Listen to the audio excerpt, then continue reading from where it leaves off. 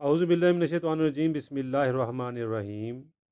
कैसे हैं आप लोग? ठीक हैं स्टूडेंट्स? खैरियत से हैं? अच्छा, जो आज का हमारा टॉपिक है वो बड़ा ही बेहतरीन किस्म का टॉपिक है, sociology and it's relationship with other social sciences. देखिए, जब भी हम सोशियोलॉजी की डेफिनेशन की बात करते हैं तो सोशियोलॉजी में हम एक scientific study of individual groups and society.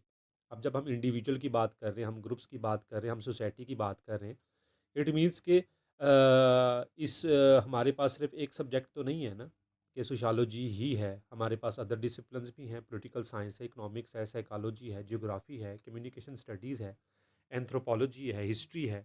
अब इन सारी चीज़ों में हम ये देखते हैं कि सोशियोलॉजी किस तरह से अपना एक रोल प्ले करती है। हमने सोशियोलॉजी के बारे में यही कहा ना कि ये इसका अपना एक सब्जेक्ट मैटर भी है, एक स्टडी मेथड्स भी हैं इसके अपने, और ये किस तरह से ह्यूमन बीइंग्स को डिस्कस करती है, किस तरह से उनके बिहेवियर को, उनके एटीट्यूड को, किस तरह से उनके कल्चर को। और हमने ये भी कहा कि सोशियोलॉजी के अंदर बहुत सारे सोशल इंस्टीट्यूशंस होते हैं। अब हम ये देखते हैं कि किस तरह सोशियोलॉजी का रिलेशनशिप बनता है विद अदर सोशल साइंसेस। सबसे पहले हम देखते हैं, हिस्ट्री की बात करते हैं।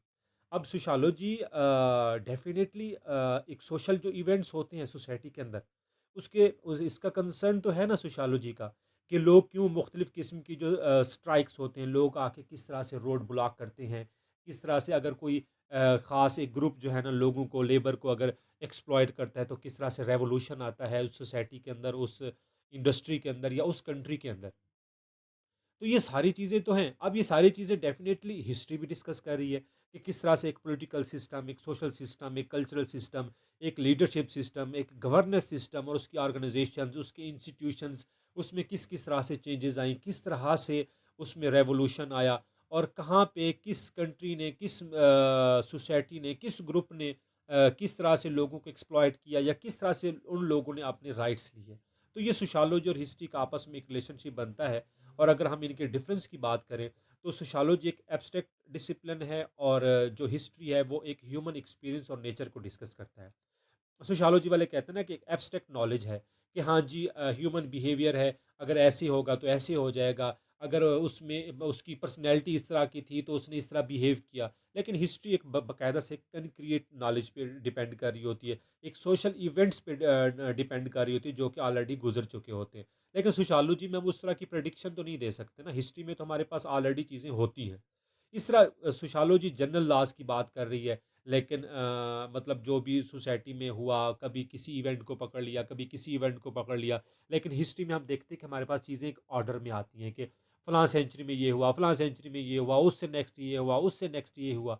इस तरह से सोशियोलॉजी एनालिटिकल और इंटरप्रेटिव साइंस है, एनालाइज करती है, चीज़ को इंटरप्रेट करती है जी। इस तरह मतलब सोसाइटी में लोगों का अगर ये बिहेवियर इस तरह से होगा, तो लोग आप मतलब सुसाइड कर लेंगे। लोग अगर अलहदा हो जाएँगे, वो एक इंडिविजुअल अगर वो तन्हाई पसंद हो जाएगा, तो वो स्मोकिंग या कोई इस तरह का नशा करना शुरू कर देगा।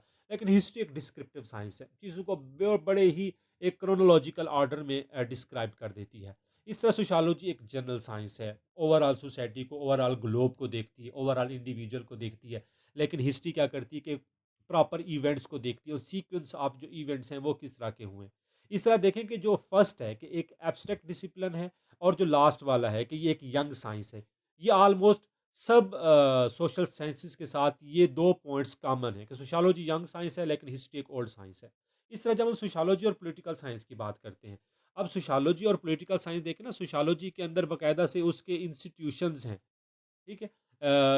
है अपना हेल्थ का इंस्टीट्यूशन है, रिलीजन का इंस्टीट्यूशन है, उसके बाद एजुकेशन का है, फैमिली का है, पॉलिटिकल सिस्टम का है, मतलब एक गवर्नमेंट का है। तो किस तरह से लोग या स्टेट या गवर्नमेंट किस तरह से लॉ एंड ऑर्डर को मेंटेन करती है, ये किस तरह से एक सोशल प्रोसेस चलता किस तरह से है। और सोशियोलॉजी बेसिकली इन्हीं चीज़ों को देख रही होती है, कि सोसाइटी में क्या हो रहा है, क्या नहीं हो रहा, किस तरह से लोगों का जो एक डेविएंट बिहेवियर है उसको किस तरह से कंट्रोल किया जाता है। तो ये सारा कुछ सोशियोलॉजी और पॉलिटिकल साइंस का आपस में एक रिलेशनशिप बनता है। और वही बात देखें कि वो एक जनरल साइंस है, वो एक पार्टिकुलर साइंस है।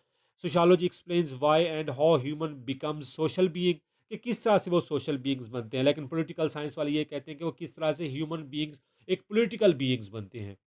इस तरह से सोशियोलॉजी ऑर्गेनाइज्ड और अनऑर्गेनाइज्ड दोनों कम्युनिटी को डिस्कस कर रही होती है, लेकिन जो हमारे पास पॉलिटिकल साइंस है वो जस्ट एक ऑर्गेनाइज्ड ग्रुप को डिस्कस कर रहा था कि ये एक ऑर्गेनाइज्ड पैटर्न है, इसके मुताबिक गवर्नमेंट, इसके मुताबिक एक पॉलिटिकल सिस्टम चलता है। और सोशियोलॉजी का जो स्कोप है वो वाइडर है, ओवरऑल कम्युनिटी के लिए, ओवरऑल कंट्री के लिए, ओवरऑल एक ग्रुप के लिए हो जाता है। लेकिन जो पॉलिटिकल साइंस है वो एक एक मतलब गवर्नमेंट लेवल तक रहता है कि ये फेडरल गवर्नमेंट है, ये दूसरी गवर्नमेंट है, ये इस सूबे की है, ये उस सूबे की है। तो इस तरह से ये चीज़ें आपस में ये डिवाइड हो जाती हैं। और सोशियोलॉजी कॉन्शियस और unconscious activities of human beings को डिस्कस कर रही होती है, लेकिन पॉलिटिकल सिस्टम कॉन्शियस एक्टिविटीज़ को डिस्कस करता है। इससे सोशियोलॉजी एक यंग साइंस है, लेकिन पॉलिटिकल साइंस एक ओल्ड साइंस है। सोशियोलॉजी और इकोनॉमिक्स को देखें कि इकोनॉमिक्स में हम किन किन चीज़ों को डिस्कस कर रहे होते हैं। इकोनॉमिक्स के अंदर हम एक प्रॉपर्टी सिस्टम को डिस्कस करते हैं, डिवीजन ऑफ लेबर को डिस्कस करते हैं, ऑक्यूपेशंस को हम लोग डिस्कस कर रहे होते हैं। उसके बाद जॉब्स के हवाले से सोसाइटी में देख रहे होते हैं कि इकोनॉमिक्स क्या है और किस तरह से अपना रोल प्ले कर रही है। और अगर सोशियोलॉजी के देखें तो सोशियोलॉजी भी इन्हीं चीज़ों को तो डिस्कस करती है कि वो लोग जिनके जिनके इनकम सही नहीं है, वो लोग जिनके पास कोई जॉब अपॉर्चुनिटी उस तरह से नहीं मिल रही, उनकी पर्सनैलिटी किस तरह से ग्रूम होती है, मिडल लोअर और अपर क्लास के जो बच्चे हैं उनका बिहेवियर किस तरह से होता है, उनके उनकी एक्टिविटीज़ किस तरह से होती हैं। तो ये सोशियोलॉजी भी, क्योंकि देखें जो ह्यूमन बीइंग्स हैं वो तो इसी सोसाइटी में ही रहते हैं, और जो इकोनॉमिक सिस्टम है वो भी उन्हीं इंडिविजुअल्स, उन्हीं ह्यूमन बीइंग्स के लिए है। इससे सोशियोलॉजी और इकोनॉमिक्स का आपस में एक स्ट्रॉन्ग रिलेशनशिप बनता है। और इन दोनों का अगर डिफरेंस देखें, फर्स्ट और लास्ट वाला देखें, वही सेम है कि वो जनरल साइंस है, वो पार्टिकुलर साइंस है। और उसके बाद एक थर्ड पॉइंट भी है कि वो एक सोशियोलॉजिकल उसका पर्सपेक्टिव है, वो उसका इकोनॉमिकल पर्सपेक्टिव है। और इस तरह से ये जो है ना यंग साइंस है वो ओल्ड साइंस है, और सोशियोलॉजी जो है ना सोशल ह्यूमन सोशल बीइंग्स को देख रही होती है, वो इकोनॉमिक्स बीइंग के हवाले से देख रही होती है। इसका जो स्कोप है वो वाइडर है, लेकिन इसका जो इकोनॉमिक्स का है वो नैरो है। अब देखें ना, चीज़ें रिपीट होना शुरू हो गई डिफरेंस में। अगर आप एक सोशल साइंस का डिफरेंस याद कर लें, सोशियोलॉजी के तो ऑलमोस्ट सेम आ रहे हैं, लेकिन किसी एक का आप याद कर लेंगे तो चीज़ें रिपीट होना शुरू हो जाएंगी, और आपका कॉन्सेप्ट भी क्लियर हो जाएगा, और आपके लिए चीज़ों को याद करना भी आसान हो जाएगा। इस तरह सोशियोलॉजी और साइकोलॉजी की जब हम बात करते हैं, कि सोशियोलॉजी के बारे में हमने कहा था ना कि ये एक इंडिविजुअल को भी डिस्कस करती है, और साइकोलॉजी वाले तो वैसे ही एक मेंटल प्रोसेस को, मेंटल लेवल को, एक इंडिविजुअल की पर्सनैलिटी को डिस्कस करते हैं कि किस तरह से एक इंडिविजुअल जो है उसकी पर्सनैलिटी सोसाइटी के लिए पॉजिटिव वे में जा रही है या नेगेटिव वे में जा रही है, उसकी जो थिंकिंग है वो सोसाइटी के बारे में किस तरह से सोचता है, कैसा सोचता है और क्यों सोचता है। और सोशियोलॉजी भी इन कॉन्सिक्वेंसेस को डिस्कस करती है। इन दोनों का डिफरेंस भी देखें, ऑलमोस्ट इन दोनों का डिफरेंस एक जैसा ही है कि ये जनरल साइंस है, वो पार्टिकुलर साइंस है। वो सोशियोलॉजिकल पॉइंट ऑफ व्यू से डिस्कस करेगी, वो इंडिविजुअल बिहेवियर के को देखेगी कि नहीं, ये मतलब ओवरऑल सोसाइटी नहीं है, ये एक इंडिविजुअल का बिहेवियर है। वो एक सोशल प्रोसेस है, वो एक मेंटल प्रोसेस है। और उसके बाद ये कि जो इसका जो स्कोप है वो वाइडर है, और उसका जो स्कोप है वो वाइडर नहीं है, वो सिर्फ मेंटल एस्पेक्ट ऑफ सोसाइटी को डिस्कस करती है। और sociology studies the social organisations and institutions with their social relationships, कि वो सोशल रिलेशनशिप्स के हवाले से ब्रॉडर वे में डिस्कस करी होती है, लेकिन वो उस ऑर्गेनाइजेशन के अंदर जो उसके मेंबर्स होते हैं, साइकोलॉजी उस पॉइंट ऑफ व्यू से चीज़ों को डिस्कस करती है। और इस तरह से देखें कि experimental method is rarely used in the psychology sociology, और लेकिन experimental method is mostly used in psychology. उसके बाद देखें कि सोशियोलॉजी और बायोलॉजिकल का जो डिफरेंस है, कि sociology is a study of society including the human evolution, their behaviour and their development and so on. It also studies the genetics and sexual behavior, which can be considered as one of the most important branches of biology. As biology is related with the biological development of living organisms, the biological development of human beings also come under this. अब देखिए ना, जिस तरह हमने sorry socialisation वाले chapter में discuss किया था नेचर और नर्चर को, ये सोशियोलॉजी और बायोलॉजी का आपस में ये एक रिलेशनशिप बनता है कि नेचर क्या है, नर्चरिंग क्या है।